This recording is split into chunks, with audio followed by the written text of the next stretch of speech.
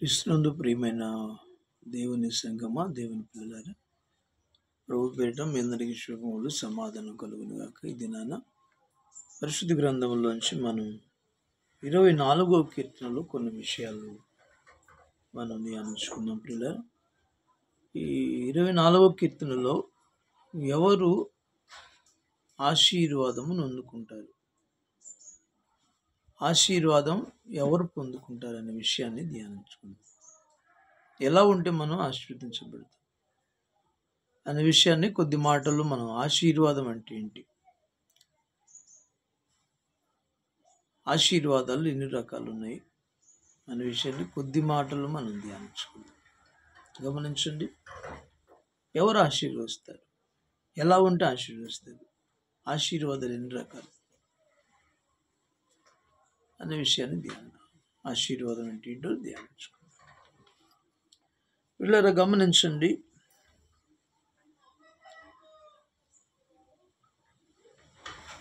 నాలుగో వచనంలో వ్యర్థమైన దాని యందు మనసు పెట్టకి, 24:4 వ్యర్థమైన దాని యందు మనసు పెట్టకయు, కపటముగా ప్రమాణము చేయకయు, నిర్దోషమైన చేతులను శుద్ధ హృదయం కలిగి ఉండువాడే వాడు యెహోవా వలన ఆశీర్వాదం నందు.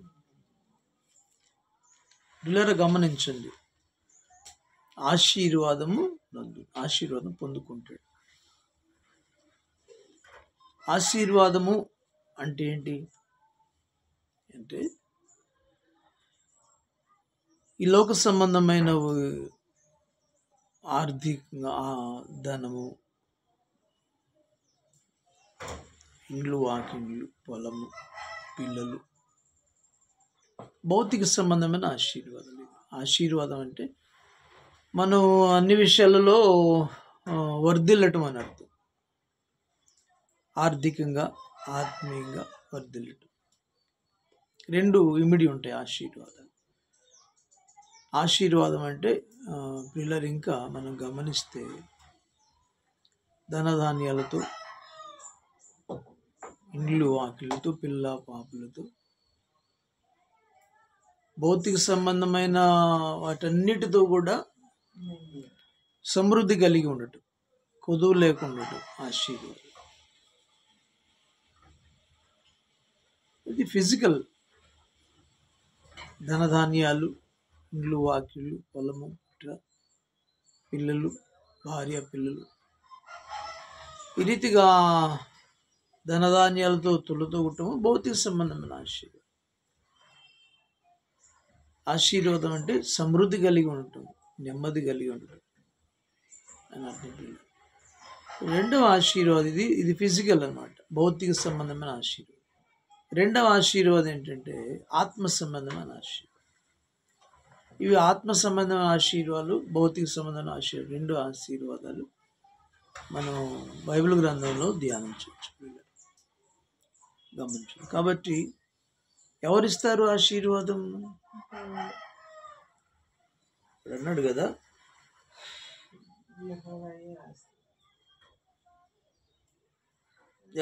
ఎవరిస్తారు? యెహోవాయే ఆశీర్వాదం ఇచ్చేవాడని దేవుని లేఖనాల్లో మనం చూస్తాం. గమనించండి, కీర్తన గ్రంథంలో 3వ కీర్తనలో 2వ కీర్తనలో ఎవరిస్తారు ఆశీర్వాదం అనేటువంటిది కూడా అక్కడ ఉంటుంది.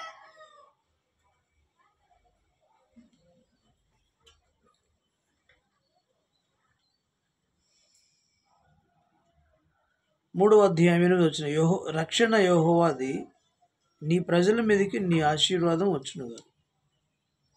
యెహోవాయే ఆశీర్వాదం ఇస్తాడని మనకి ఇక్కడ పిల్లలు గమనించండి. ఆశీర్వదించేది దేవుడని అర్థం పిల్లలు. ఇంకా మనం గమనిస్తే దేవుని స్థానంలో ఉన్నటువంటి తండ్రి నోటిలో కూడా ఆశీర్వాదాలు ఉంటాయని బైబిల్ గ్రంథంలో మనం చూస్తాం. తండ్రి యొక్క నోటిలో కూడా ఆయన మొదటగా దేవుడు ఆశీర్వాదాలు ఇస్తాడు. తర్వాత దేవుని స్థానంలో ఏర్పాటు చేసినటువంటి తండ్రి ద్వారా ఆశీర్వాదాలు ఉంటాయి. తర్వాత క్షమించాలి, దేవుని స్థానంలో ఏర్పాటు చేసినటువంటి యాజకుల దగ్గర ఆశీర్వాదాలు ఉంటాయి. వారు దీవిస్తే దీవించబడతారు, ఆయన ఏర్పాటు చేసిన వాళ్ళు దీవిస్తే దీవించబడతారు. యాజకులు ప్రజలను దీవించమని దేవుడు ఆజ్ఞ ఇచ్చాడు. మూడవది తండ్రి దేవుని స్థానంలో, తర్వాత యాజకుడు, తర్వాత తండ్రి స్థానంలో తండ్రి నోటిలో కూడా ఆశీర్వాదాలు ఉంటాయని, భయభక్తులు కలిగిన వారి నోటిలో ఆశీర్వాదాలు ఉంటాయని బైబిల్ గ్రంథంలో మనం తేటగా తెలుసుకుంటున్నాం. యాకోబు ఇస్సాకులను, దేవుడు యాకోబు ఇస్సాకులను తన తండ్రి దీవిస్తున్నప్పుడు ఇస్సాకు గారు కదా ఇద్దరిని పిలిచి, ఆ పెద్దవాడిని పిలిచి అన్నాడు, నీవు శ్రేష్టమైన ఆహారం తీసుకురా, తినిన తర్వాత నేను దీవిస్తాను అన్నాడు. అలానే ఇస్సాకు కనులు మాంద్యము కలిగిన ఇస్సాకు మరి తన చేతులుంచి దీవించినప్పుడు దీవించబడ్డాడు. కాబట్టి ప్రియులారా, తండ్రి నోట్లో కూడా ఆశీర్వాదాలు ఉంటాయి, యాజకుని దగ్గర కూడా దీవెనలు ఉంటాయని సమూయేలు గ్రంథంలో మనం చూస్తున్నాం. ప్రియులారా, సమూయేలు గ్రంథంలో చూస్తున్నాం. చూద్దాం.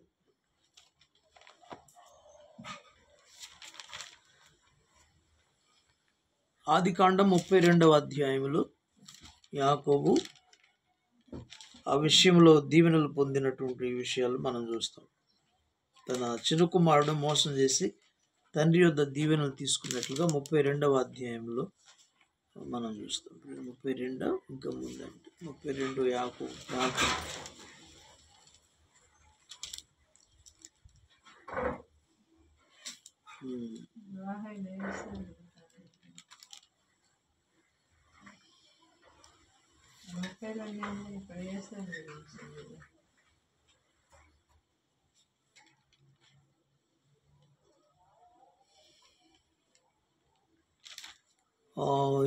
అధ్యాయం, ఆదికాండం 27వ అధ్యాయం. ఇస్సాకు వృద్ధుడై అతని కన్నులు మంద దృష్టి కలిగినప్పుడు అతడు పెద్ద కుమారుడైన ఏశావుతో, నా కుమారుడా అని అతను పిలువగా, అతడు చిత్తము నాయన అని అతనితో అనెను. అతడు ఇస్సాకు, ఇదిగో నేను. అప్పుడు ఇస్సాకు, ఇదిగో నేను వృద్ధుడను, నా మరణదినము నాకు తెలియదు. కాబట్టి నీవు దయచేసి నీ ఆయుధములైన నీ అంబుల పొదిని, నీ విల్లును తీసుకొని అడవికి పోయి నా కొరకు వేటాడి మాంసం తెమ్ము. నేను చావకు మునుపు నేను ఆశీర్వదించినట్లు నాకు ఇష్టమైన రుచిగల భోజ్యములను సిద్ధపరిచి నేను తినుటకై నా యొద్దకు తెమ్మని చెప్పాను. ఇస్సాకు తన కుమారుడు ఏశావుతో ఇట్లు చెప్పుచుండగా రెబ్కా వినుచుండెను. దేవునికి మహిమ కలుగునుగా. ఈ స్టోరీ అంతా మనకు తెలుసు ప్రియులారా. కాబట్టి తండ్రి నోటిలో కూడా ఆశీర్వాదాలు ఉంటాయి, భయభక్తులు కలిగినటువంటి ఆశీర్వాదాలు. కాబట్టి ఆశీర్వాదాలు ఇచ్చేది మన దేవుడు అని అర్థం. పేతురు రాసిన పత్రికలో కూడా అంటాడు, మీరు ఆశీర్వాదమునకు వారసులుగా పిలువబడ్డారని మాట్లాడు. కాబట్టి ఆశీర్వాదాలు ఇచ్చేది దేవుడు అని అర్థం. అది భౌతిక సంబంధమైన ఆశీర్వాదాలైనా, ఆత్మ సంబంధమైన ఆశీర్వాదాలైనా ఇచ్చేవాడు మన పరమ తండ్రి, మన ప్రభు, మన దేవుడైన యేసుక్రీస్తు ప్రభు. ఆయన నోటిలో ఆశీర్వాదాలు ఉంటాయి.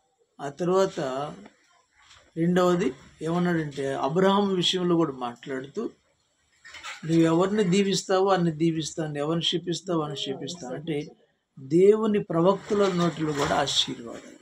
అబ్రహాము విషయంలో కూడా ఆ దేవుడు మాట్లాడుతూ మొదట్లో నేను చూపించు దేశానికి నువ్వు వెళ్ళమన్నాడు, నేను నిన్ను దీవిస్తాను, నిన్ను ఆశీర్వదిస్తానని చెప్పేసి అబ్రహాముతో దేవుడు తెలియజేసినట్లుగా లేఖనాల్లో మనం చూస్తున్నాం. సార్ చూద్దామా.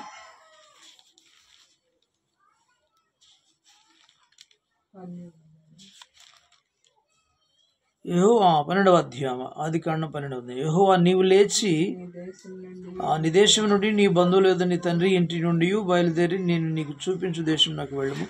నేను గొప్ప జనముగా చేసి నిన్ను ఆశీర్వదించి నీ నామమును గొప్ప చేస్తాను. నీవు ఆశీర్వాదముగా ఉండు. నిన్ను ఆశీర్వదించు వారిని ఆశీర్వదించేదను, నిన్ను శపించు వారిని, దూషించు వారిని శపించదను. భూమి యొక్క సమస్త వంశములు నీ యందు ఆశీర్వదించబడిన అబ్రహాముతో అనగా యెహోవా అతనితో చెప్పిన మాట ప్రకారం అబ్రహాము వెళ్ళెను. దేవునికి మహిమ కలుగునుగా. ఇక్కడ మనం గమనిస్తే దేవుడే మనల్ని ఆశీర్వదించేవాడని అర్థమవుతుంది పిల్ల. రెండవది, దేవుడు ఏర్పాటు చేసుకున్నటువంటి తన పిల్లలకు కూడా అలాంటి ఆశీర్వాదం ఇస్తాను. నువ్వు శపించు వారిని శపిస్తాను, నువ్వు దీవించు వారిని దీవిస్తానని కూడా అబ్రహాముతో దేవుడు ఆశీర్వాదాలు ఇచ్చాడని అర్థం. పిల్లలు గమనించండి.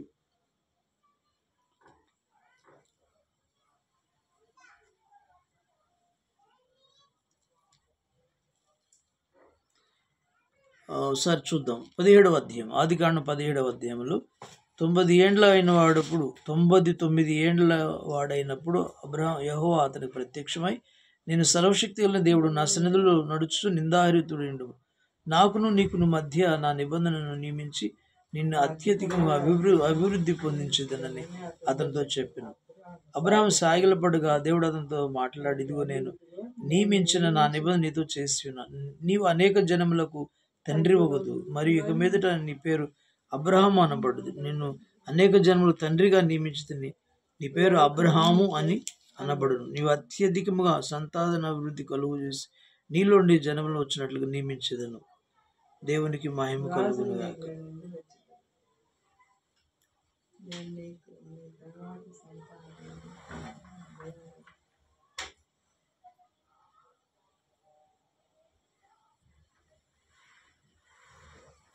వీళ్ళరా గమనించండి.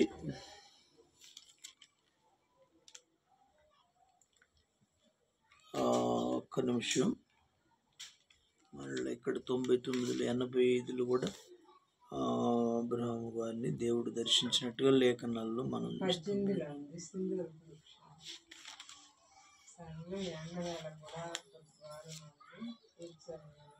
15 వచనం. ఇవి జరిగిన తర్వాత యెహోవాక్యం అబ్రహామునకు దర్శనం వచ్చి, అబ్రహామా భయపడకము, నేను నీకు కేడెము, నీ బహుమానం అత్యధికమగునని చెప్పాను. అందుకు అబ్రహాము, ప్రభువైన యెహోవా సరే ఈ విషయం అక్కడ దీవిస్తానని అక్కడ చెప్పాడు. తర్వాత మనం గమనిస్తే పిల్లరా,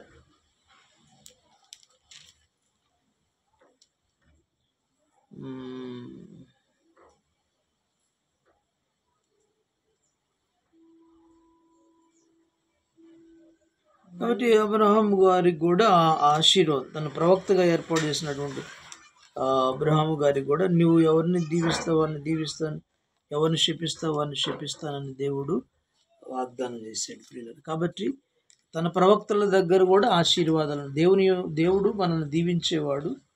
రెండవది, ఆయన ఏర్పాటు చేసుకున్న ప్రవక్తలను, వారి నోటిలో దీవెనలు ఉంటాయి, ఆ ఆశీర్వాదాలు ఉంటాయి. వినకపోతే శాపములు కూడా వారి నోట్లోంచి వెళ్ళబడదు. రెండవది, ఆ తండ్రి స్థానంలో ఉన్న ఇస్సాకు గారు కూడా తన కుమారులను దీవించినప్పుడు ఆ దీవెనలు వాళ్ళు పొందుకున్నట్లుగా దేవుని లేఖనాల్లో చూస్తున్నాం. దీవెనించిన వారు దీవించబడ్డారు, దీవించని వారు శపించబడే ఉన్నారు. ఆశీర్వాదాలు లేకుండా ఏశావు తృణప్రాయముగా దేవుని ఇచ్చినటువంటి గొప్ప ఆధిక్యతను పోగొట్టుకున్నాడు. కాబట్టి ఏసే వాళ్ళని శాపాల్ని పొందాడు. కాబట్టి తండ్రి నోట్లో కూడా ఆశీర్వాదాలు ఉంటాయి, యాజకుని నోట్లో కూడా దేవుని ఆశీర్వాదాలు. సమూయేలు గ్రంథం 1వ అధ్యాయంలో మాటలు మనం చూడొచ్చు. తను హన్నాను దేవుని సన్నిధిలో తను సమస్యను విన్నవించుకున్న తర్వాత వేదనతో దేవుని దగ్గర ప్రార్థించిన తర్వాత అత్యంత కోపకారణం బట్టి బహుగా నిట్టూరు పిడుచున్నాను, నేను దీన్ని చెప్పుకుంటున్నాను.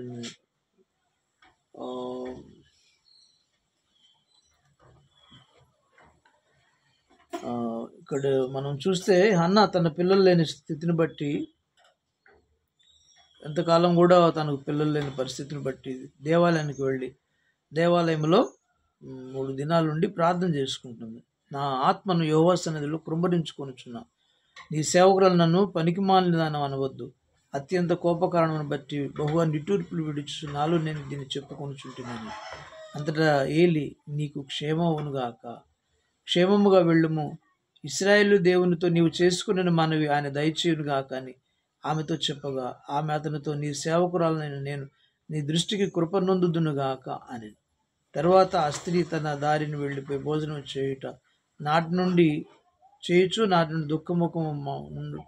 దుఃఖముఖిగా ఉండుట మానెను. తర్వాత వారు ఉదయం మందు ఏగనం లేచి యెహోవాకు మొక్కి తిరిగి రామాలోని తన ఇంటికి వెళ్ళి అంతటా ఎల్కానా తన భార్య అయిన హన్నాను కూడాను యెహోవా ఆమెను జ్ఞాపకం చేసుకుని గనుక హన్న గర్భము ధరించి దినములు నిండినప్పుడు ఒక కుమారుని కని నేను యెహోవాకు మొక్కుకొని వీనిని అడిగితిని అనుకొని వానికి సమూయేలును అని పేరు పెట్టి దేవునికి మహిమ కలుగును.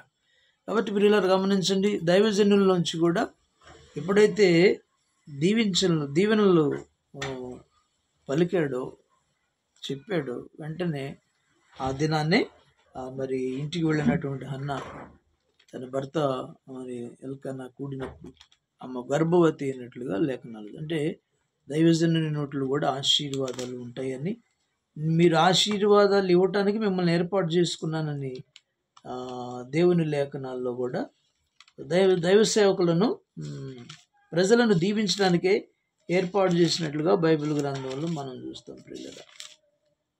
కాబట్టి యాజకులను దైవ సేవకులను దేవుని దీవెనలు ఉంటాయి. కాబట్టి ప్రియులారా గమనించండి, దేవుడు మనల్ని దీవిస్తాడు. ఆయన ఏర్పాటు చేసుకున్నటువంటి భయభక్తులు కానీ ప్రవక్తలు దీవిస్తారు. తల్లిదండ్రుల నోట్లో కూడా దీవెనలు ఉంటాయి. వారు దీవిస్తే దీవించబడతాం, శపిస్తే శపించబడతాం. నాలుగవది యాజకులు కూడా ఆ కృపనిచ్చాడు, దీవించమని దేవుడు ఆ కృపనిచ్చాడు. దీవించినప్పుడు హన్న దీవించబడింది. దైవజనులు అనేకులు దీవెనలు మరి దీవించినప్పుడు రాజులు కూడా దీవించబడ్డారు. కాబట్టి దైవ దీవెనలు దేవుని దగ్గర ఉన్నాయి. దేవుని ద్వారా మనం పొందుకుంటాం భయభక్తులు కలిగి ఉంటే. రెండవది, ఆయన ఏర్పాటు చేసుకున్న ప్రవక్తలలో ఆయన యొక్క దీవెనలు ఉంటాయి. ప్రవక్తలు అంటే సేవకులు అండి. తర్వాత తల్లిదండ్రులలో కూడా దీవెనలు, వారు దీవిస్తే దీవించబడతాం. నాలుగవది, యాజకులు సేవకులలో కూడా వారిని దీవించడానికి, ప్రజలను దీవించడానికే దేవుడు ఏర్పాటు చేసుకున్నాడు. దేవునికి స్తోత్రం కలుగునుగా. కాబట్టి ఆశీర్వాదాలు ఎవరిస్తారంట? దేవుడిస్తాడు. దేవుని ద్వారా భయభక్తులు కలిగిన ఆయన సేవకులు ఇస్తారు, ప్రవక్తలు ఇస్తారు. దేవుని యందు భయభక్తులు కలిగినటువంటి దేవుడు ఏర్పాటు చేసుకున్నటువంటి తల్లిదండ్రులు ఇస్తారు. యాజకులు వారు దీవిస్తే దీవించబడతాం, సేవకులు దీవించితే దీవించబడతాం, శపిస్తే శపించబడతాం. కాబట్టి ఎవరిస్తారనే విషయం మనకు అర్థమైంది. తర్వాత ఆశీర్వాదం ఎవరు పొందుకుంటారు, ఎలాంటి వారు పొందుకుంటారని లేఖనం సెలవిస్తుంది. మనం చదువుకున్నటువంటి కీర్తన గ్రంథంలో 23వ కీర్తనలో కీర్తనాకాడు తెలియజేస్తున్నటువంటి మాటలు కొన్ని ధ్యానించుకుందాం పిల్ల. 24వ కీర్తనలో మనం గమనిస్తే 4వ వచనంలో ఎవరు పొందుకుంటారు ఆశీర్వాదం, ఎలాంటి వారు పొందుకుంటారు, ఎలా ఉంటే దేవుని దీవెనలు వస్తాయో ఇక్కడ పరిశుద్ధాత్ముడు తెలియజేస్తున్నమాట. 4వ వచనంలో 24:4 వ్యర్థమైన దానియందు మనసు పెట్టకయు, కపటముగా ప్రమాణము చేయకయు, నిర్దోషమైన చేతులను శుద్ధమైన హృదయం కలిగి ఉండువాడే వాడు యెహోవా వలన ఆశీర్వాదం. ఎవడు ఆశీర్వాదం, ఎలాగా ఉంటే ఆశీర్వదించబడతామంటే మనం వ్యర్థమైన దాంట్లో మనసు పెట్టకూడదు. రెండోది, కపటంగా ప్రమాణం చేయకూడదంట. మూడోది, నిర్దోషమైన చేతులు కలిగి ఉండాలంట. నాలుగోది, శుద్ధ హృదయం కలిగి ఉండాలంట. వాడు యెహోవా వలన ఆశీర్వాదం పొందుకుంటాడని బైబిల్ గ్రంథంలో మనం చూస్తున్నాం. ఎవడు ఆశీర్వదించబడతాడు, ఎలా ఉంటే ఆశీర్వదించబడతామంటే వ్యర్థమైన దానిలో నువ్వు మనసు పెట్టకూడదు. వ్యర్థమైనవి ఏంటంటే ఈ లోకంలోనంతా వ్యర్థం, ఈ ఆశలన్నీ వ్యర్థం, ధనం వ్యర్థం, ఈ భోగాలు వ్యర్థం, ఇవన్నీ కూడా వ్యర్థం అంటున్నాడు సొలొమోను భక్తుడు, ప్రసంగి. అవన్నీ తరచి చూసి తనకు కావలసిన జ్ఞానాన్ని సంపాదించుకున్నాడు, అది వ్యర్థం అన్నాడు. ధనధాన్యాలు సంపాదించుకున్నాడు, పని వాళ్ళని సంపాదించుకున్నాడు, అది వ్యర్థం అన్నాడు. సంతోషాన్ని తన కన్ను ఆశించిన దాన్ని అంతటా ఆ సంతోషాన్ని అనుభవించాడు, చివరికి అది వ్యర్థం అన్నాడు. నవ్వుతూ కూడా వ్యర్థం అని అన్నాడు. ఈ లోకంలో ఉన్నంత ఒకడు గాలికే ప్రయాసపడుతున్నాడు. ధనధాన్యాలు, వెండి బంగారాలు, పనివారులు, అధికారాలు, ఆధిక్యతలు, ఇవన్నీ కూడా వ్యర్థము అన్నాడు. ఒకడు గాలికే ప్రయాసపడుతున్నాడు, వాడు ఏమి తీసుకొని రాలేదు, ఏం తీసుకొని వెళ్ళాడు, ఆస్తి దాచిపెట్టుకొని కీడు తెచ్చుకుంటున్నాడు అన్నాడు.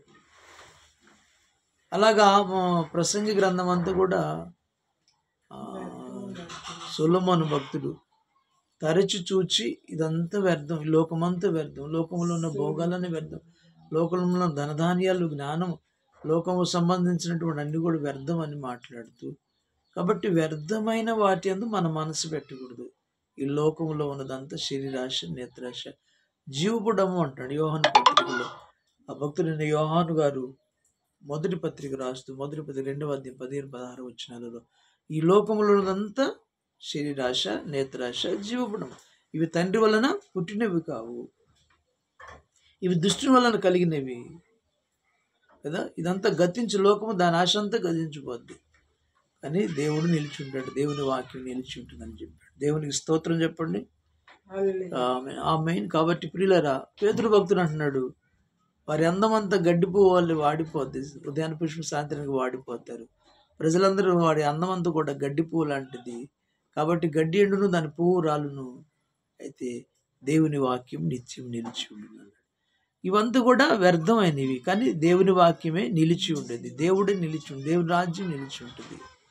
కాబట్టి ప్రియులారా, వ్యర్థమైన దాని అందు మనసు పెట్టద్దు. శరీరాశ వ్యర్థమే, నేత్రాశ వ్యర్థమే, జీవడంబము వ్యర్థం, లోకములు అంతా కూడా వ్యర్థమే, లోకములో ఉన్నదంతా కూడా వ్యర్థమైంది. ఈ లోక జ్ఞానం దెయ్యముల జ్ఞానం అన్నాడు, ఈ లోక స్నేహము దేవునికి వైరం అన్నాడు, లోకమునైనా లోకముల వాటిని ప్రేమించవద్దు అన్నాడు. కాబట్టి శరీరాశ, నేత్ర, జీవడం ఇవన్నీ కూడా తండ్రి వలన కలిగినవి కాదు, దుష్టుని వలన పుట్టినవి అంటున్నాడు. కాబట్టి ఇవన్నీ వ్యర్థమైన వాటి అందు అంట మన మనసు పెట్టకూడదు. ప్రతి మనిషి కూడా తన మనసు ధనం మీద, శరీరం మీద, శరీరాశుల మీద, నేత్రాశ మీద, జీవడమ్మ మీద తన మనసు పెడుతున్నా కానీ తన మనసును దేవునికి ఇవ్వట్లేదు. వ్యర్థమైన వాటి మీద మనసు పెడుతున్నాడు కానీ విలువైన వాటి మీద మనసు ఉంచట్లేదు. అందుకే పౌలు గారు మరి కొలసీ పత్రికలో రాస్తూ పైన వాటి మీద మీ మనసు పెట్టమన్నాడు, కొలసీలో రాసిన పత్రిక. కాబట్టి నీ మనసును వ్యర్థమైన వాటి మీద పెట్టుకోకుండా పైనున్న వాటి మీద నీ మనసు పెట్టాలి. చదవండి, కొలసీలకు రాసిన పత్రిక 3వ అధ్యాయం.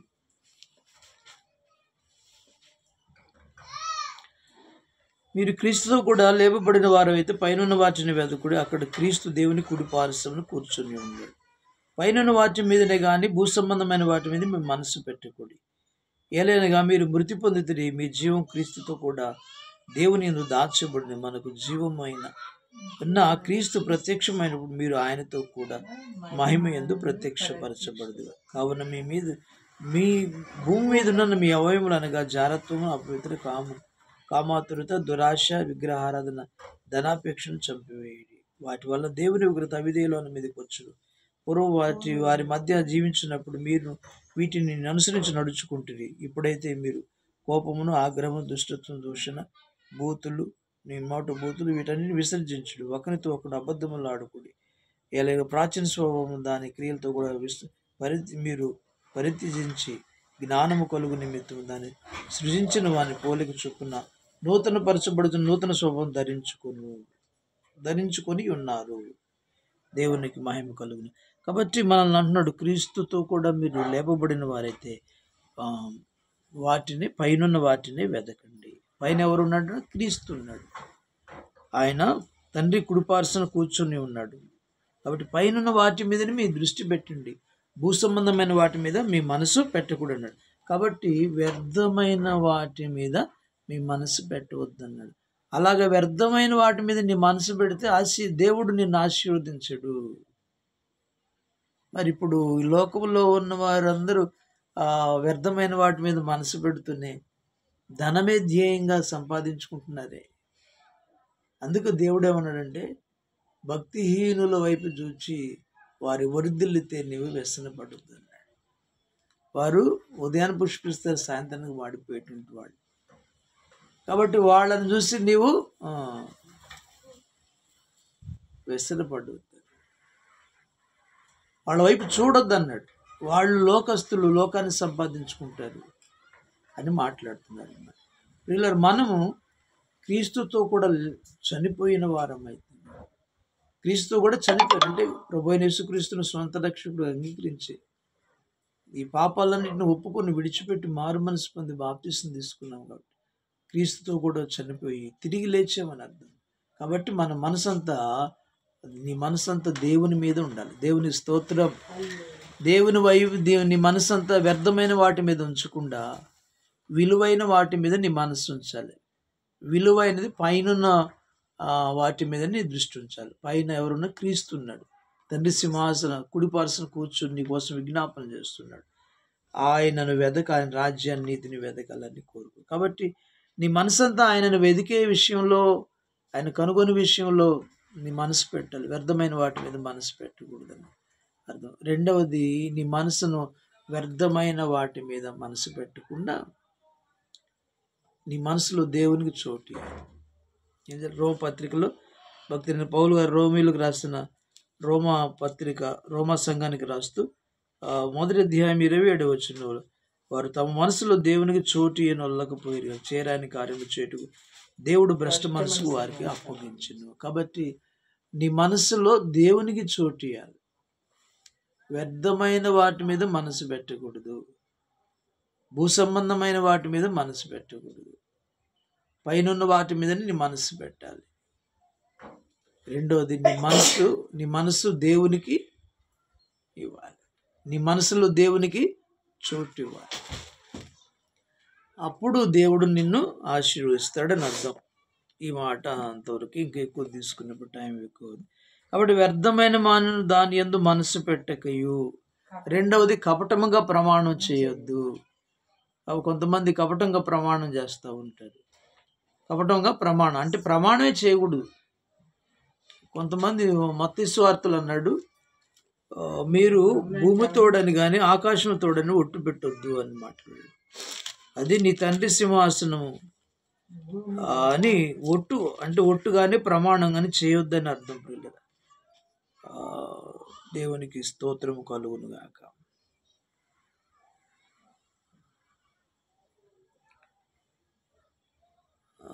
ఎక్కడది 33వ వచనం, 5వ అధ్యాయం 33. నీవు అప్రమాణం చేయక నీ ప్రమాణం ప్రభువునకు చెల్లింపవాలని పూర్వీకులతో చెప్పిన మాట మీరు విన్నారు కదా. నేను మీతో చెప్పినదేమైనా ఎంత మాత్రం ఒట్టు పెట్టుకొనవద్దు. ఆకాశము తోడనవద్దు, అది దేవుని సింహాసనం. భూమి తోడనవద్దు, అది పని పాదపీఠం. యెరూషలేము తోడనవద్దు, అది మహారాజు పట్టణం. నీ తల తోడని ఒట్టు పెట్టుకొనవద్దు. నీవు ఒక వెంట్రుకనైనా తెలుపుగా కానీ నలుపు కానీ చేయలేవు. మీ మాట అవునంటే అవును, కాదంటే కాదని ఉండవలని. వీటిని మించిన దృష్టి వలన పుట్టినది. దేవునికి మహిమ కలుగును. కాబట్టి ప్రమాణం అనేది ఏ ప్రమాణం కూడా చేయకూడదని పరిశుద్ధ గ్రంథం ద్వారా మనం చూస్తున్నాం. పిల్లల, ఆకాశం తోడనొద్దు, భూమి తోడనొద్దు, యెరూషలేము తోడనొద్దు, నీ తల తోడనొద్దు, ఇంకొకరి తోడనొద్దు, ఎవరి తోడని ప్రమాణాలు చేయక నీ మాట అవునంటే అవును, కాదంటే కాదుగా ఉండాలని. కాబట్టి కపటముగా ఎప్పుడు ప్రమాణం చేయవద్దు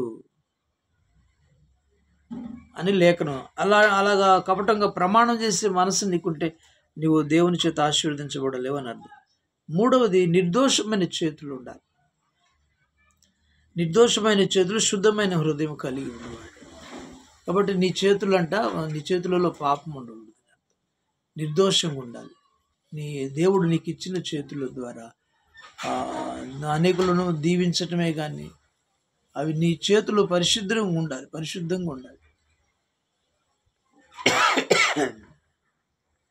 చేతుల్లో పరిశుద్ధంగా ఉండాలంటే, ఎందుకు చేతులు పరిశుద్ధంగా ఉండాలంటే,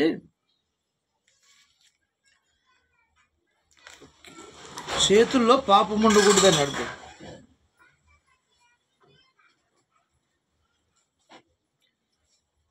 సామెతల గ్రంథంలో ఒక మాట అంటాడు పరిశుద్ధాత్ముడు. చూద్దాం, సామెతల 1వ అధ్యాయం. చేతుల ద్వారా ఏం చేస్తారు?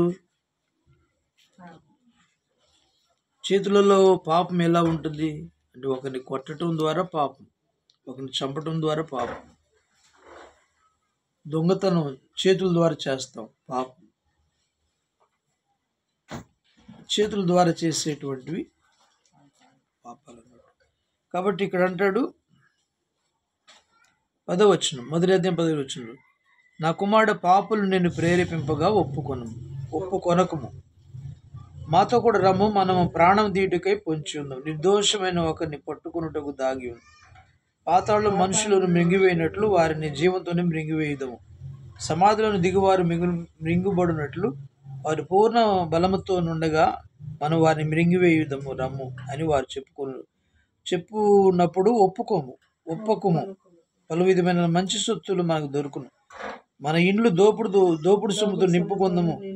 నీవు మాతో పాలువాడై ఉండము.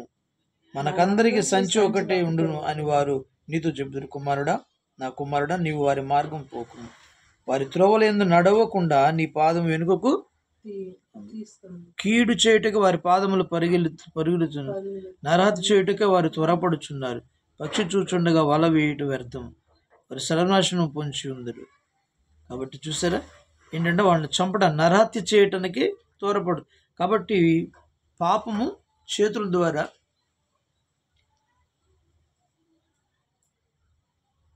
చేయకూడదని అర్థం. చేతుల ద్వారా జరిగేటువంటిది ఏంటంటే ప్రతి విధమైన పాపం. ఒకళ్ళని హత్య చేయటం, ఒకళ్ళని కొట్టడం, తర్వాత దొంగతనం కూడా చేతి ద్వారానే చేస్తాం. ఇక ఇలాంటివి చేతులతో చేసే చెడ్డ పనులు చేయకుండా, చేతులతో ఒకరిని దీవించే పని, ఒకరిని ప్రేమించే పని, వారికి సహాయం చేసే పని చేయాలని మనం లేఖనంలో. కాబట్టి కపటం కాదు, చేతుల్లో ఏముండకూడదంట, చేతులు నిర్దోషంగా ఉండాలి. చేతులలో పాపం ఉండకూడదు, కంటిలో పాపం ఉండకూడదు. కీర్తనాకారుడు అంటాడు, ఏమంటాడు, నేను కన్నులతో పాపం చేయను, నా కన్నులతో నిబంధన చేసుకున్నాను అంటాడు. యోబు భక్తుడు కూడా అదే, కన్నిక నేనానో చూస్తాను అని మాట్లాడాడు. కాబట్టి కంటితో పాపం చేయకుండా ఇలా కాపాడుకుని, చెడ్డవి చూసి పాపాన్ని తెచ్చుకుంటున్నారు కంటి ద్వారా. చేతుల ద్వారా చేసి పాపాన్ని తెచ్చుకుంటున్నారు. కాబట్టి సత్క్రియలు చేసే, మంచి క్రియలు చేసే శుద్ధమైన చేతులు కలిగి ఉండాలి, నిర్దోషమైన చేతులు. నీ చేతులలో నిర్దోషంగా ఉండాలి. నీ చేతులలో పాపం ఉండకూడదు.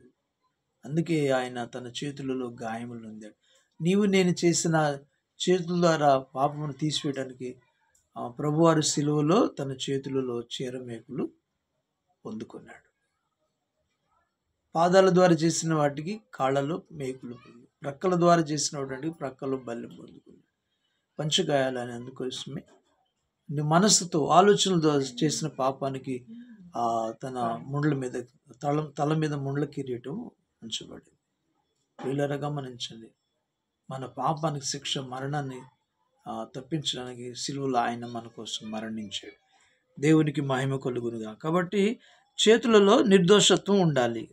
మూడోది, నాలుగవది శుద్ధ హృదయం కలిగి ఉండాలి. నీ హృదయం శుద్ధమైన హృదయం, అంటే మోసకరమైనది. మరి ఇర్మియా గ్రంథంలో 17:9 ఆయన మాట్లాడుతూ, హృదయం ఎలాంటిదంట, మోసకరమైనదంట. కాబట్టి హృదయం శుద్ధిగా ఉండాలంటాడు. ఇర్మియా గ్రంథంలో 17:9 17:9 మాట్లాడుతూ ఇర్మియా భక్తుడు మనకు తెలియజేస్తున్నటువంటి మాటలు, ఇర్మియా ద్వారా దేవుడు తెలియజేస్తున్నటువంటి మాటలు. హృదయం అన్నిటికంటే మోసకరమైనది, ఘోరమైన వ్యాధి గలది. దేవునికి మహిమ.